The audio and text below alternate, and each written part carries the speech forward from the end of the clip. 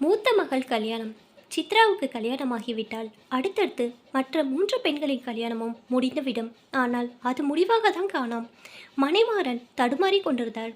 சித்ராவுக்கு 32 வயது தாண்டிவிட்டது. +2விற்கு பிறகு பிகாம் படித்தாள். அவளை பெரிய படிப்பெல்லாம் படிக்க வைக்க மணிமாறனால் முடியவில்லை. நன்றாகவே படித்து முடித்தாள். கொஞ்ச நாட்கள் டைப்பிங் போனாள். பிறகு டைலரிங் போனாள். ஒரு நாள் கிளர்க் வேலைக்கு டைப்பிங் தெரிந்த 10 கிலோமீட்டர் சுட்டு வட்டாரத்துக்குள் இருக்கும் பெண் தேவை என்று பேப்பரில் விளம்பரம் பார்த்துவிட்டு மனு போட்டால் வேலை கிடைத்து விட்டது. மாதம் 6000 கொடுத்தார்கள். மாதம் மாதம் மூச்சு முட்டி கொண்டு இருந்த மணிமாறனுக்கு கொஞ்சம் ரிலாக்ஸாக இருந்தது. +2 முடித்த சமயத்தில் அடுத்தவள் கலா இன்ஜினியரிங் தான் வேண்டும் என்று அடம் பிடித்தாள். ஆனால் அது கிடைக்காத அளவுக்கு அவளது மார்க் இருந்தது.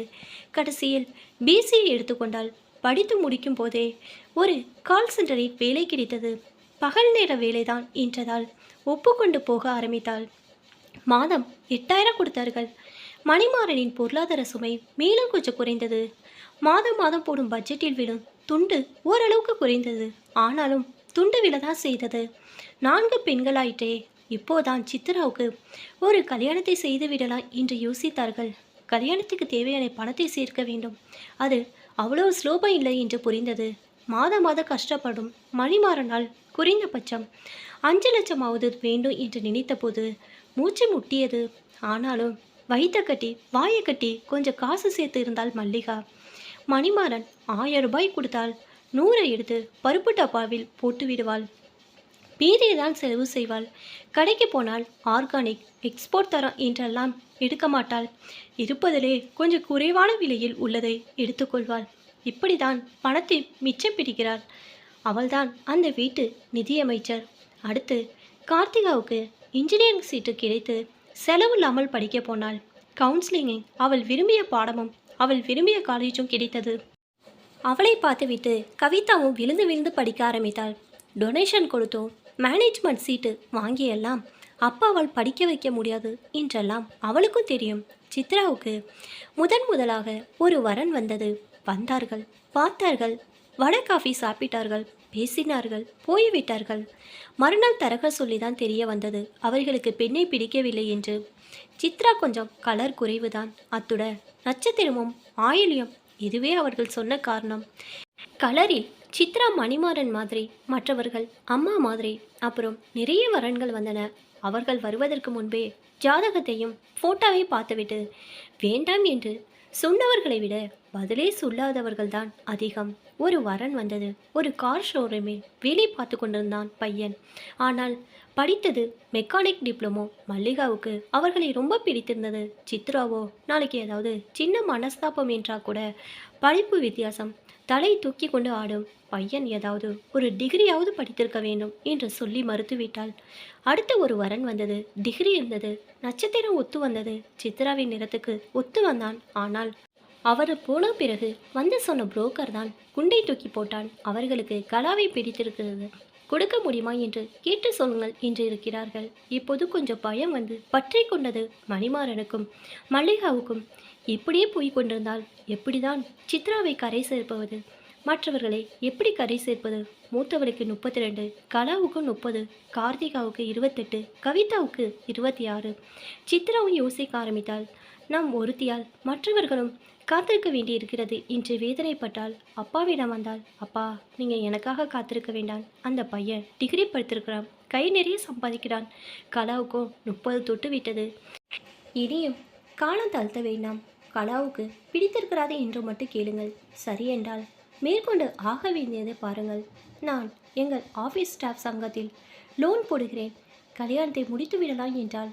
ஆனால் முழுதாக மறுத்துவிட்டனர் மணிமாறனும் மல்லிகாவும். உன்னை விட்டுட்டு அடுத்தவளுக்கு கல்யாணம் செய்தால் அடுத்தடுத்து மற்றவர்களை கல்யாணமும் நடந்துவிடும் தான். ஆனால் உன்னுடைய கல்யாணம் அப்படியே நின்று போகுமே. அதற்கு நாங்கள் தயாராக இல்லை. இன்னும் 4-5 வரன்கள் வரட்டும், 10 கூட வரட்டும். ஒன்று கூடவா அமையாமல் போயிடும், பார்த்து கொள்ளலாம் என்றார்கள். கவிதா மெல்ல அக்காவிடம் வந்தாள். அக்கா, உனக்கும் 32 தாண்டியாச்சு. கலாவுக்கு 30, கார்த்திகாவுக்கு 28, அவ்வளோயும் எனக்கே 26. நானே கல்யாணம் பண்ணிக்க மனசளவில் தயாராயிட்டேன். நாம் இனிமேலும் அப்பா அம்மாவுக்கு பாரமாக இருக்கக்கூடாது. உன்னை யாருமே லவ் பண்ணலை இதுவரை. அப்படி யாராவது இருந்தால் சொல்லுக்கா, அப்பாவை விட்டு பேச சொல்லலாம் என்றாள். பெரிய மனுஷினி, பேச வந்துட்டியா, போடி என்று விரட்டினாள் சித்ரா. ஆனாலும் பவானி 2 தடவை அவளை வந்து சந்தித்து கேட்டுவிட்டு போனது அவளை வந்து உரசி விட்டு போகும். இப்போது நினைத்து பார்த்தால் அழகாதான் இருக்கிறார், நன்றாதான் பழகிறார். ஆனால் யோசிக்க வேண்டும். யோசித்தால் இன்னொரு நாள் காலையிலேயே கார்த்திகா அக்காவிடம் வந்து நின்றாள். அக்கா, இனிமே அது சொல்ல இது சொல்லன்னு தட்டி கழிக்காதக்கா. சீக்கிரம் உன் மாமியா வீட்டுக்கு போகிற வழியை பாரு என்றாள் அவள். ஏண்டி, உனக்கு ரொம்ப அவசரமோ என்று நக்கல் செய்தாள் சித்ரா. நானே கோணி அவள் உன்கிட்ட சொல்ல, எனக்கு என்னக்கா, ஒரு பையன் எனக்கு ரூட்டு விட்டு இருக்கிறான். பையன் நல்லவன் தான், எந்த கெட்ட பழக்கமும் இல்லை. ஒரு கம்பெனியில் வேலை பார்க்குறான், 25,000 சம்பளம் வாங்கிறான்.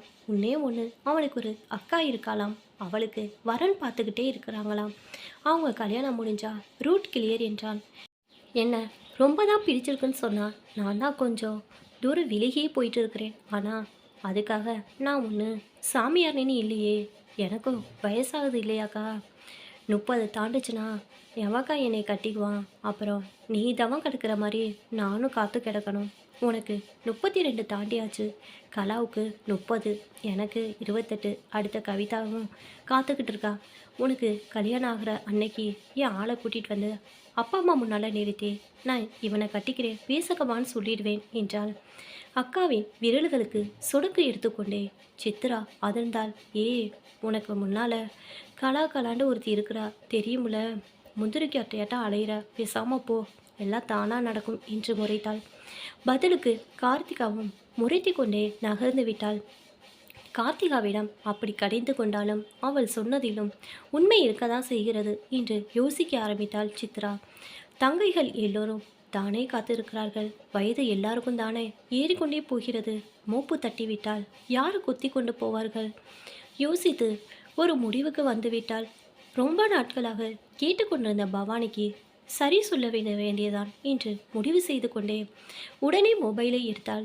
மதிய சாப்பாடு நேரத்தில் சந்திக்கலாம் என்று மெசேஜ் போட்டு அனுப்பிவிட்டு ஆஃபீஸ் கிளம்பிவிட்டாள்.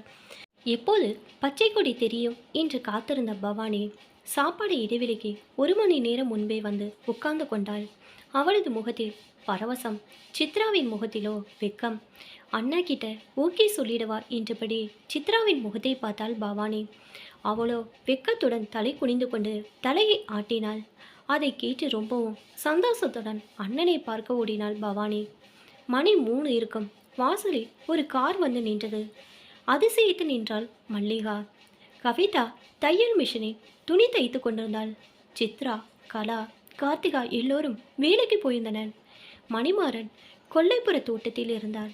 அவசரமாக ஓடி போய் கணவனிடம், எங்க வாசலில் ஒரு கார் வந்து நிற்கிது, யாரோ வராங்க போல இருக்கு, சீக்கிரம் வாங்க என்றாள். அதற்குள் டிப்டாப்பாய் ஒருவரும் கூடவே ஒரு பொண்ணு உள்ளே நுழைந்து விட்டன.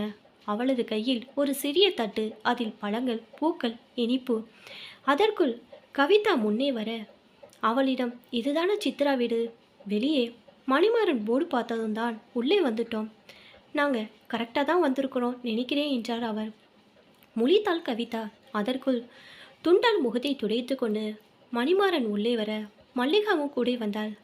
வாங்க என்று விட்டு சோஃபாவை காட்டி உட்காருங்கள் என்ற மணிமாறன், ஆனால் நீங்கள் யாரும் தான் தெரியல, யாரை பார்க்க வந்தீங்க என்றார். நீங்கள் தான் சித்ராவோட அப்பாவா என்று கேட்டுவிட்டு வணக்க வைத்தார் அவர். பதிலுக்கு மணிமாறன் வணக்க வைக்க, சித்ரா கூட வேலை பார்க்குறேன், அங்கே நான் மேனேஜராக இருக்கிறேன், என் பெயர் ரகுவரன் என்றார்.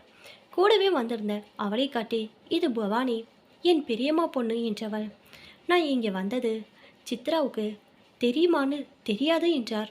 அதற்குள் கவிதா ஓடி போய் மொபைல் ஃபோன் எடுத்து சித்ராவுக்கு ஃபோன் போட்டாள். உங்கள் மேனேஜரும் இன்னொரு அக்காவும் இங்கே வந்திருக்கிறாங்க, கையில் பழப்பூவெல்லாம் கொண்டு வந்திருக்காங்க. என்ன விஷயம், அனுப்பி வச்சியா என்ன என்று கிசுகிசுத்தாள். படபடப்பாய், ஓ அப்படியா, சரி சரி, சத்தம் போடாமல் அம்மா கிட்ட கொண்டு போய் ஃபோனை கொடு என்றாள் சித்ரா. ஜாடை காட்டி அம்மாவை உள்ளே அழைத்தாள் கவிதா. ஃபோனை வாங்கினாள் மல்லிகா. அம்மா, அவர் என்னோட மேனேஜர் ரகுவரன் பேர். 3 வருஷம் முன்னாடி அவருக்கு கல்யாணம் ஆச்சு. உனக்கு ஞாபகம் இருக்கா? நாங்கள் ஆஃபீஸில் எல்லாரும் திருநெல்வேலி ஒரு கல்யாணத்துக்கு போனது அவர் கல்யாணம்தான். 2 வருஷத்துக்கு முன்னே அவங்க சம்சாரம் பிரசவத்தில் இறந்து போயிட்டாங்க.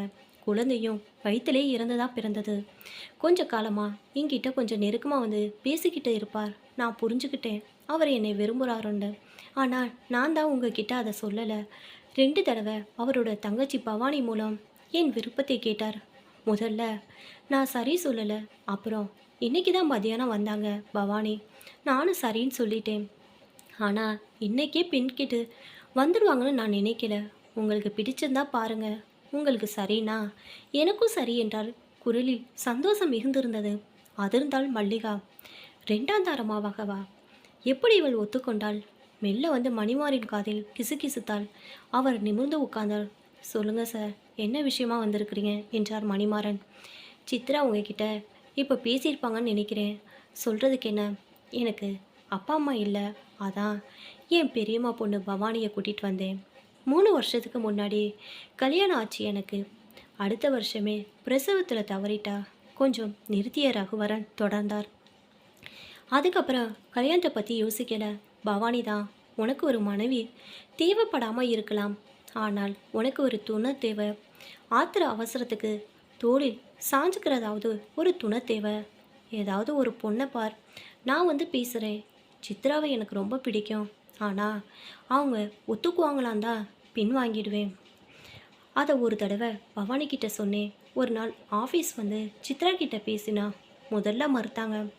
2 மாதம் கழிச்சு இன்னைக்கு பவானி மறுபடியும் வந்து பேசி சம்மதம் வாங்கிட்டாங்க. அதான் ரொம்ப நாள் தள்ளி போட வேணாமேன்னு இன்றைக்கே பவானியை கூட்டிகிட்டு கிளம்பி வந்துட்டேன். நான் இன்னைக்கு வரேன்னு சித்ரா கிட்ட சொல்லலை.